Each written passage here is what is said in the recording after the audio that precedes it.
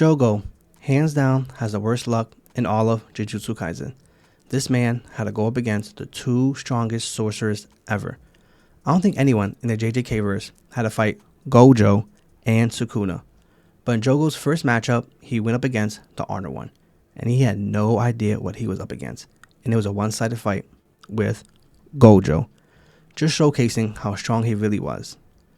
Unfortunately, then Jogo had to go up against the King of Curses, who had already consumed 15 fingers, and this fight was so good that even the King of Curses acknowledged him, saying that Jogo was strong. In this video, I'll be talking about how Jogo had to fight the two strongest sorcerers in the entire Jujutsu Kaisen world. But before we start, our current sub goal is 500 and we're halfway there.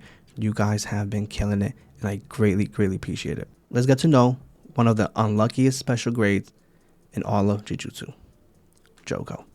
He believes that cursed spirits are the true humans and they will inherit the earth. He has many dangerous techniques, such as disaster flames, which generate flames from his palms and create powerful volcanic beams. Also, he has amber insects, summoning small flying insects curses from his volcanic head, and they have large stingers and will detonate into flaming explosions. He is also incredibly fast, and he is also known as a grade 1 sorcerer, and his most powerful move, the domain expansion, Coffin of the Iron Mountain, which constructs an inside of the volcano, and average sorcerers will burn alive. And one of my most favorite moves from Jogo's arsenal is the maximum meteor that he used against Sukuna, which was amazing. It's a gigantic flaming meteor, which reminds me of the giant meteor when Grammy fought Kampachi. And I'm like, oh my god, this right here destroyed a large portion of Shibuya, which we'll be talking about later on. Also, even Sukuna said that if the meteor would have hit him, it could have did some damage to him. When Sukuna says something about you, he really means it, and he sees you as a strong one. But now, let's get to know his opponent, the Honored One, Gojo. Special grade sorcerer and is known as the strongest in the world. He has inherited Limitless and 6 eyes. Also, he's extremely confident in himself, knowing that he's the strongest in the world. He has many techniques, such as Limitless, which grant him the user ability of control over space. Infinity, the ability to slow things down if something's trying to hit Gojo. Also, he has Blue, which causes everything in range to be pulled together. Also, he has Red, which is a powerful force. And one of my favorite moves, Purple, a technique that collides laps and reverses of the Limitless, causing mass destruction. Also, he has Reverse Curse technique, which allows him to heal himself and gives him the ability to use Red and Hollow Purple. And his Domain Expansion, Unlimited Void, which brings the user inside Limitless itself as a vast void of infinite knowledge, also flooding them with information which would drive someone insane. And it's been quoted as well too, once Unlimited has been activated, it's always a guaranteed win for Gojo. Unfortunately, this fight was one-sided. Then we see Jogo land in front of Gojo, and he activates like a little volcano, shooting a flame at him. And then Jogo's looking at him like, oh, that was nothing. Destroyed. Easy. But I love the cockiness of the Honored One. He's saying, who are you calling nothing special? And just invades the entire attack with just one hand. And then we see Jogo activate Ember Insects. Like I said before, insects with large stingers. And they cannot get close to the Honored One, Infinity, because nothing can get close to him. And he just starts destroying it because of his affinity, and they just start exploding right in front of his face. But then Jogo is like, F it, let me try to sneak him and activate, a fire blast on his hand and just smacks him right across his face. Once again, a direct hit. But the Honored One is able to push it off and saying that it can't hit me because of the infinity between us. And Jogo's looking at him like, dude, I killed you. How is this even possible right now? And then he's saying, you know what? Let's put our hands together. And this right here was so cold. And you see Jogo putting his hands against Gojo. He's saying that I can't touch him. My hand just stops short before this. Is this the infinity? And then the Honored One just give him a gut punch and just knocks him out. Then we see the Honored One activate Red and just blasts Jogo all the way to the woods and give him a critical hit. Then we see Jogo activate Domain Expansion, Coffin of the Iron Mountain. As of right now, we're not going to talk about this, but the Honor One is training Yuji, and he's saying that this is the domain expansion, an environment constructed with cursed energy manifested through cursed technique. And then you see Jogo in complete utter shock right now, saying that, why are you not burning down? The average sorcerer will have burned down in my domain. And then you see the Honor One saying that cursed techniques deployed in the domain will always hit, but the most effective counter to domain expansion is expanding yours. When multiple domains are expanded at the same time, the most polished one will reign supreme. And then we see the Honor One activate his domain expansion, unlimited void. And then you see Jogo in complete utter shock right now. It's like, what the hell happened to my domain? And I can't feel anything. I cannot see anything. What is going on? And the information has no end. And then you just see Unlimitedness just really make him go crazy. So much information going through his brain right now. He just cannot handle it anymore. And then the Honor One's like, you know what? This is it for you, man. Rips his head off of his body and then throws it.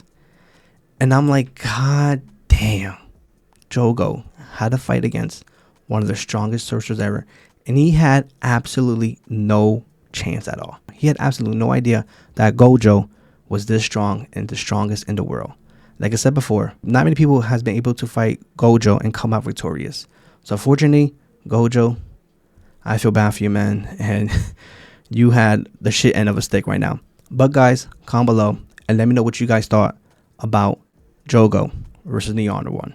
And do you feel like he was very unlucky with fighting Gojo? Yes, the first fight was a one-sided fight. Even though the second fight was a one-sided fight as well too, but it was the most spectacular fight in all of Jujutsu Kaisen. And for the main event, we talk about Jogo versus Sukuna. But before we talk about this fight, let's get to know his next opponent, the King of Curses, Sukuna. Back in the golden age of Jujutsu, in the Heian era, Sukuna was feared as the most powerful sorcerer of all time. During the Shibuya arc, he consumed over 10 fingers. After that, he took over Yuji's body and went on a complete rampage of nothing but pure destruction. Sukuna is very selfish, cold-hearted, even quite arrogant, knowing that he's the most powerful sorcerer out there. Just like our previous fighter, Gojo. As for Sukuna's moves, he has many in his arsenal. The fire arrow, for long-range attacks that can create arrow with the flames, which is extremely destructive. Also, he has reverse curse technique, which can easily heal himself with any injuries, even with lost limbs. And he can heal others as well too. Also, he has cleave, a slash attack that can cut any curse energy. And we can't forget the domain expansion, Malevolent Shrine, which has a Buddhist shrine with a skull all over the place. Also slashes apart that anything is in the domain, leaving nothing but destruction. So how did we get to this fight? Right now you see Jogo giving Itadori 10 fingers. And then he awakens. And then Jogo looks at his arm and it's completely gone right now. Every time Sukuna pops up in Jujutsu Kaisen, it's always epic and it's always going to leave a lasting imprint in the story. And then he looks at Jogo saying that, move. And then he throws a slash. And luckily Jogo was able to, get to his knees because it cut off top of his head as well too. And I'm like, holy shit. And Jogo even said, my body moved without even thinking. Then Jogo tells Sukuna, make him binding vow with Yuji before he takes control again. A vow that will let you take over his body permanently. And he's telling him that, hey, Shibuya has all of Yuji's friends. Let's use them as leverage. I love this part right here where Sukuna says, nah, I have my own plans. But you curse spirits are so desperate. And then he tells him, I love this right here. As a token of appreciation for the fingers, if you can even land one hit on me, I'll do you curse spirits a favor for now. Forgive me all the fingers. Then Sukuna gives him this devilish look saying that, how about I kill every human in Shibuya? Then you see Sukuna throwing Jogo up through the air, breaking through a building. Then you see him knocked out already. Then Jogo tried to activate one of his moves, but Sukuna cuts off both his hands. Oh my god. Right now Sukuna is just toying with Jogo right now. And right now he just takes him and throws him all the way down to the floor of, from the building. And right now you see Jogo's jaw literally broken, just hanging right now. Then you see Sukuna looking at Jogo saying that, how pathetic are you right now? Look at your damn jaw. And this panel right here was freaking badass. Gege really went off in this panel right here. Went around saying that, how strong am I in terms of Sukuna fingers? Being generous, maybe 8 or 9. I knew it. I didn't think the difference would be this great. Once again, the difference between him and Gojo and the difference between him and Sukuna is very, very large. I think if Jogo probably would have fought Yuji, Megami, Namine, or Noboro, or anybody else, I think he would have came out on top. But fortunately, like I said before, he has the worst luck, and he went up against Gojo and Sukuna. Then you see Jogo going deep in his arsenal and activates Maximum Meteor. Like I said before, it's a giant meteor would remind me of Grammy when he fought Kenpachi. And you just see a giant meteor coming down on Shibuya. And you just see literally just destroy everything in its path. And then Jogo is looking at him saying that, I should be victorious. Then you see Sukuna saying that, if that would have hit me, it could have did some damage. And Sukuna's like, you know what? Let me take it a tad bit serious. He says that since things are getting interesting, how about I fight you using your own specialty? And I'm like, ooh, ooh, ooh. Cold-blooded Sukuna. He activates Fire Arrow. And then you see Jogo activating Flames as well too. And then one thing about JJK, when you see, characters having, a little talk to themselves about, there's nothing around them, they're about to get killed. Then Sukuna tells Jogo, this was fun while it lasted. Human Jujutsu sorcerers, cursed spirits, they're not bad compared to those I've fought over 1,000 years. And this area was pretty cool. Sukuna, gave his props to Jogo. He was like, stand proud. You're strong.